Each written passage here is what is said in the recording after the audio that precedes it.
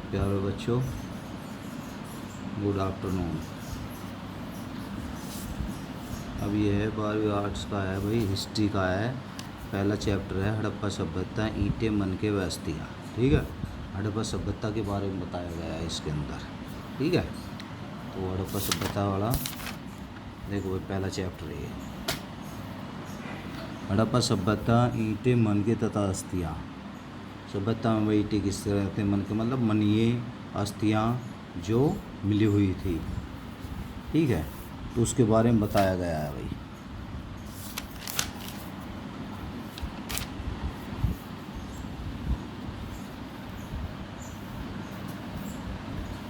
देखो भाई, अभ्यास का सारांश में देखेंगे। हड़प्पा और मोहनजोदड़ो में हुई खुदाई तथा नवीन नगरीय सभ्यता की घोषणा ने भारतीय इतिहास की हमारी धारणा को बदल दिया। इससे पूर्व ऋग्वेद व अन्य वैदिक साहित्य के आधार पर लगभग 15वीं सदी ईस्वी पूर्व से वैदिक समाज से भारतीय इतिहास का प्रारंभ माना जाता है। अब से माना जाता है वैदिक समाज से। शहरों के विषय में यह विचार था कि भारत में इनका उद्भव 6वीं शताब्दी ईस्वी पूर्व से में गंगा यमुना की द्रोणी से आरंभ हुआ है। हड़प्पा सभ्यता की खोज ने इस धारणा को पूर्ण बदल दिया है। ऐसा इसलिए हुआ है कि अब जिन नगरों व सभ्यता का पता चला है वह लगभग 2500 कितने में 2500 ईस्वी पूर्व के थे। इनका विशाल क्षेत्र सिंधु व सहायक नदियों तथा उसके बाहर तक फैला था। मतलब हड़प्पा सभ्यता कहाँ तक थी भाई? सिंधु नदी के आसपास और उसके बाहर तक भी फैली हुई थी। पुरातत्वविद मतलब जो ये जानते हैं धरती के भूगर्भ को, मतलब पुरातत्वविद कहते हैं, जो दबी हुई सभ्यता के बारे में जानकारी की दृष्टि से इस नगरीय सभ्यता के विशिष्ट पहचान बिंदु थे ईंटें, यानी पक्की व कच्ची ईंटें। ठीक है भाई, कीमती व अर्ध कीमती पत्थर के मनके, मानव व पशुओं की अस्थियाँ। मनके मतलब मनिए और मानव व पशुओं की अस्थियाँ, मोहरे आदि। उल्लेखनीय नई बस्तियों की खोज, खुदाई तथा अनुसंधान ने इस सभ्यता के संबंध में हमारे ज्ञान में वृद्धि की। आज भी नए स्थलों की खोज हो रही है और हो सकता है कि भविष्य में और भी नए कला तथ्यों के प्रकाश में आने पर हड़प्पा वासियों के बारे में हमारे विचारों में बदलाव आए। प्रस्तुत अध्याय में हम इन प्रथम नगरों की कहानी के विविध पक्षों पर प्रकाश डाला गया है। हम इन शहरी केंद्रों की आर्थिक और सामाजिक संस्थाओं को समझने का प्रयास करेंगे। अध्याय में हम यह जान पाएंगे कि प्राप्त शिल्प तथा विश्लेषण किस प्रकार है। साथ ही हम यह भी जानेंगे कि नए सामग्री तथा मिलने पर किस प्रकार के इतिहास की स्थापित अवधारणा में परिवर्तन हुआ है। देखो भाई, अब हड़प्पा की खोज के बाद अब इस सभ्यता से जुड़ी लगभग 2800 बस्तियां हैं। कितनी हैं? 2800 बस्तियां हैं की खोज। इन बस्तियों में विशेषता हड़प्पा से मिलती है। विद्वान सर जॉन मार्शल ने इस सभ्यता को सिंधु घाटी की सभ्यता का नाम दिया, क्योंकि शुरू में बहुत सी बस्तियां सिंधु घाटी और उसकी सहायक नदियों के मैदानों में पाई गई थी। कहाँ पाई गई थी? सिंधु नदी और उसके आसपास में। वर्तमान में पुरातत्ववेदाओं ने इसे हड़प्पा सभ्यता कहना पसंद करते हैं। यह नामकरण इसलिए उचित है कि इस संस्कृति से संबंधित सर्वप्रथम खुदाई हड़प्पा में हुई थी। अन्य स्थानों की खुदाई से भी सभ्यता के बाहरी लक्षण प्राप्त हुए जो हड़प्पा से प्राप्त हुए हैं। ठीक है भाई, अब देखो भाई, इसमें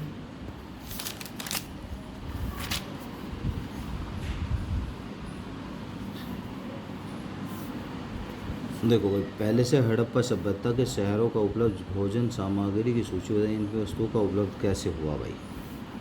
देखो भाई, नंबर 1 अनाज, गेहूँ, जौ, मटर, ज्वार, बाजरा, तिल, सरसों, राई, चावल आदि क्या थे? उनके अनाज थे। पेड़ पौधों के उत्पाद में खजूर, तरबूज आदि थे। मांस में पालतू पशुओं एवं जंगली जानवरों का। दूध पशुओं से मिलता। भोजन सामग्री में शामिल इन वस्तु चीज़ों की निम्नलिखित सामग्री उपलब्ध कराया जाता है। किसान क्या करते, शहरी आबादी को गांव के लोग अनाज उपलब्ध कराते थे, यानी शहर के लोगों को जो आज भी उपलब्ध कराते हैं। व्यापारी जो बिजनेस करते, व्यापारी समूह गांव में से अनाज को शहरों तक पहुंचाते थे। कहाँ तक पहुंचाते थे? शहरों तक पहुंचाते थे। अन्नागारों में इसे रखा गया। अन्नागार मतलब किसके? जो अनाज रखने के बड़े बड़े भंडार। पशुचारी समूह, कृषक समुदाय के साथ साथ पशुचारी समूह भी थे जो मांस और दूध उपलब्ध कराते थे, यानी जो पशु चराते थे। आखेट व मछुआरे, हड़प्पा सब क्षेत्र में आखेट समूह भी थे, यानी शिकार करने वाले, और जंगली पशु शहद जड़ी बूटियाँ उपलब्ध कराते थे। मछुआरे भी भोजन की जरूरत पूरी करते थे। ठीक है भाई।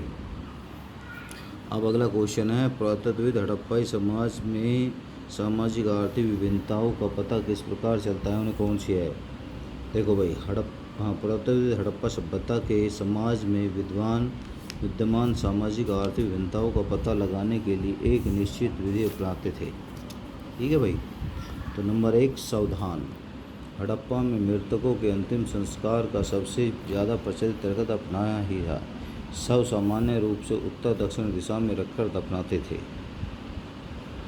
कब्रों में कई प्रकार के आभूषण तथा अन्य वस्तुएं भी प्राप्त हुई है, जैसे कुछ कब्रों में तांबे के दर्पण, सीप, सुरमे भी की सलाइयाँ पाई गई है। कुछ सावधानों में बहुमूल्य आभूषण और अन्य सामान मिले हैं। कुछ कब्रों में बहुत ही सामान्य सामान मिला है।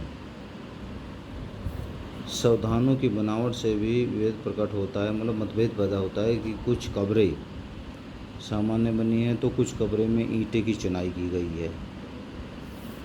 ऐसा लगता है कि चिनाई वाली कब्रें उच्च अधिकारी वर्ग की होगी, यानी कि जिसकी चिनाई हो जाती थी उसको क्या है भाई, कोई बड़े अधिकारी का होगा।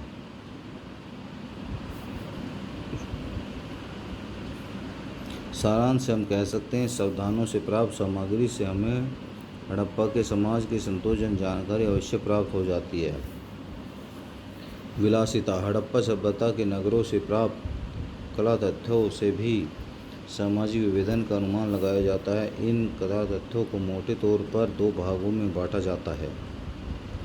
पहले ऐसे अवशेष थे जो दैनिक उपयोग, यानी कि क्या थे? दैनिक उपयोग के तत्व तो दूसरे विलासिता से जुड़े थे। दैनिक उपयोग की वस्तुएं हड़प्पा सभ्यता सभी स्थलों से प्राप्त। दूसरा, विलासिता की वस्तुओं में महंगी तथा दुर्लभ वस्तुएं शामिल थी। इनका निर्माण बाहर से प्राप्त सामग्री पदार्थों में यहाँ जटिल तरीकों द्वारा किया जाता था। उदाहरण के लिए फ्यांस, मतलब फ्यांस क्या है? जैसे क्वेश्चन है, फ्यांस क्या है? घिसी रेत या सिलिका बालू रेत में रंग और गोंद मिलाकर पकाकर बनाए बर्तन, यानी घिसी रेत, पतली बालू रेत और शहद को गोद कर बनाया जाता था। तो ये छोटे बर्तन इस श्रेणी में रखे जाते थे। कुछ पुरस्कारों के सोने के आभूषण को निधियाँ, पात्रों में जमीन में दवाई मिलती थी। उल्लेखनीय है कि जहाँ दैनिक उपयोग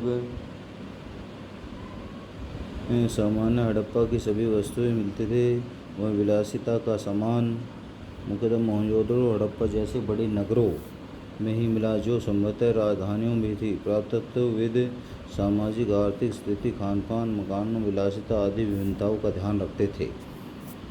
ठीक है भाई। अब आ जाएगा अगला क्वेश्चन, क्या आप इस तथ्य सहमत हैं कि हड़प्पा शहरी और जल निकासी प्रणाली नगर योजना की ओर संकेत करते थे? देखो, इस तथ्य से सहमति के व्याप्त परिणाम है कि हड़प्पा सभ्यता के नगरों को जल निकासी प्रणाली नगर योजना की ओर करते थे। सारे नगर में नालियों का निर्माण नियोजित और सावधानीपूर्वक किया जाता था। वास्तव में ऐसा लगता है कि नालियों और गलियों की संरचना पहले की गई हो, ऐसी की गई पहले की गई है। बाद में इनके साथ घरों का निर्माण किया गया था। प्रत्येक घर के गंदे पानी की निकासी एक पाइप पक्की मिट्टी से होती थी जो सड़क और गली की नाली से जुड़ जाती, मतलब मेन मुख्य नाली से जुड़ जाती थी। हाँ, शहरों के नक्शों से जान पड़ता है कि सड़कों और गलियाँ लगभग एक ग्रिड यानी प्रणाली से बनाया गया है और वह एक दूसरे को संपूर्ण पर काटती है। तीसरा, जल निकासी की प्रणाली बड़े शहरों तक सीमित नहीं थी, बल्कि यह एक छोटी बस्तियों में भी दिखाई पड़ती थी। उदाहरण के लिए लोथल में आवास के बनाने के लिए जहाँ कच्ची ईंटों का इस्तेमाल, वहाँ नालियाँ पक्की ईंटों से बनाई गई थी। नालियों के विषय में के नामक पुरातत्वविद अर्ली इंडस सिविलाइजेशन ने लिखा है कि निश्चित रूप से यह अब तक की खोजी गई सर्वोत्तम संपूर्ण प्राचीन प्रणाली है। ठीक है भाई, इनको नोटबुक में कर भी लेंगे और समझ भी लेंगे। ठीक है भाई।